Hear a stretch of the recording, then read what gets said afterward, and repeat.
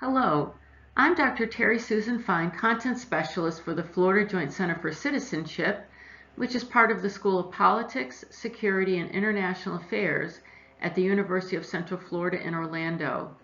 Welcome to our Middle School Civics Highlights series.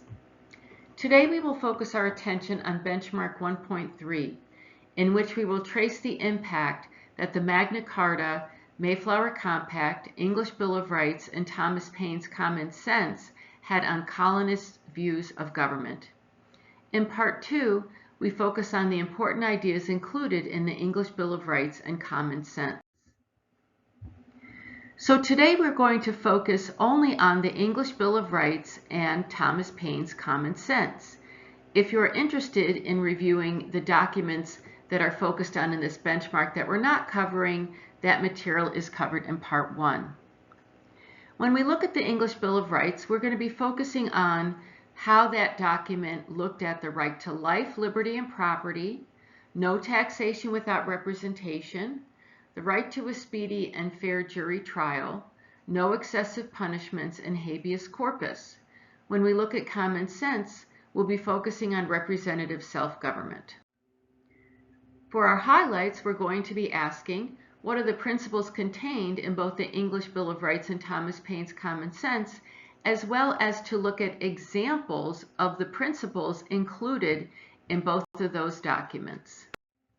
So what were the principles included in the English Bill of Rights?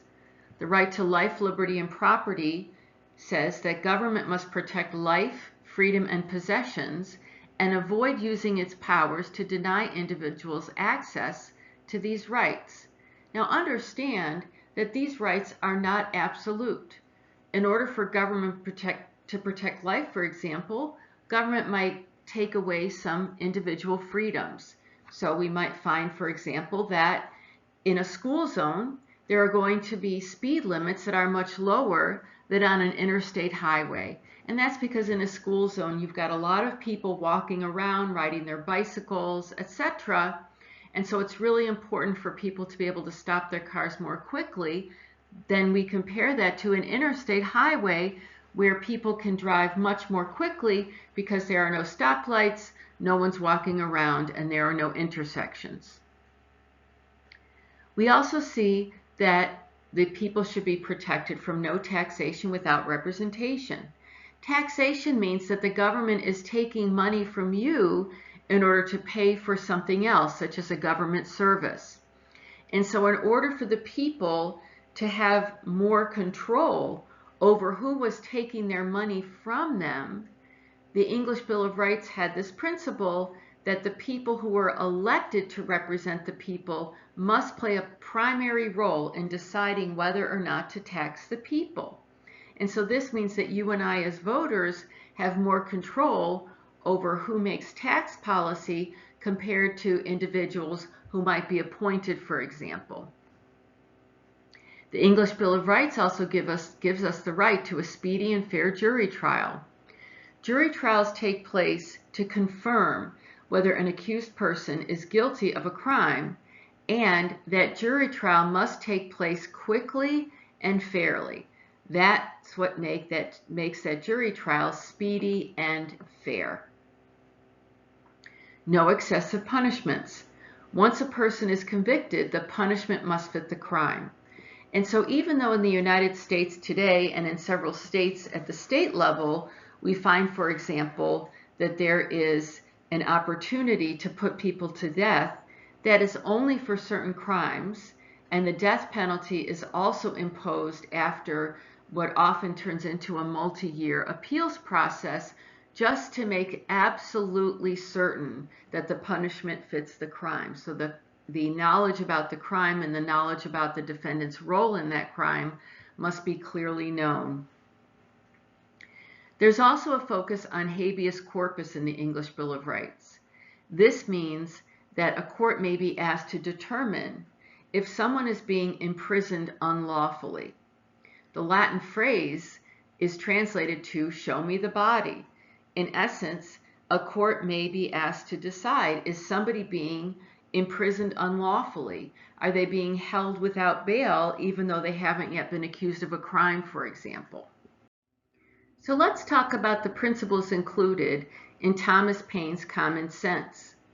This concept of representative self-government means that a person is representing themselves when they select someone who has like-minded viewpoints to them.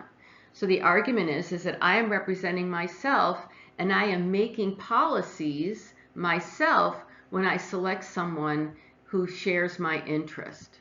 So this means that government decisions are made by people elected by us whose views are expected to represent and reinforce those beliefs when they are making decisions.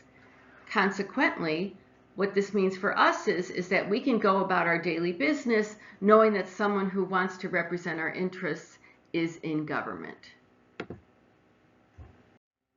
So let's look at some examples of principles from the English Bill of Rights and Common Sense that are presented in founding documents. For example, we see in the Sixth Amendment, which is part of the U.S. Bill of Rights, in all criminal prosecutions, the accused shall enjoy the right to a speedy and public trial. This principle is found in the English Bill of Rights, as we discussed, but now it is enshrined in the U.S. Constitution. No excessive punishments. We see from the Eighth Amendment, excessive bail shall not be required, nor excessive fines imposed, nor cruel and unusual punishments inflicted. So the language is very similar from the English Bill of Rights into the Eighth Amendment. And then as far as Thomas Paine's Common Sense is concerned, this notion of representative self-government is found in Article 1, Section 2 of the U.S. Constitution. The House of Representatives shall be composed of members chosen every second year by the people of the several states. In fact, it's a common misconception that when a member of the House of Representatives leaves office, they might resign to take another position. They might have been elected to the U.S. Senate, and so they resign in order to prepare to take on their new role. They may pass away, or they may have other reasons for leaving office. These people cannot be replaced by the governor. They cannot be replaced by an appointment process. They must be elected. So there are occasions when there is a special election that happens, and the purpose of the special election is to replace a member of the U.S. House of Representatives who has left with a new member of the House of Representatives to represent that district. Thank you so much for joining me today for our middle school civics highlights. Do you still have questions? Please contact us using the information that appears on the screen. Till next time, I'm Dr. Terry Susan Fine. Thank you for joining me.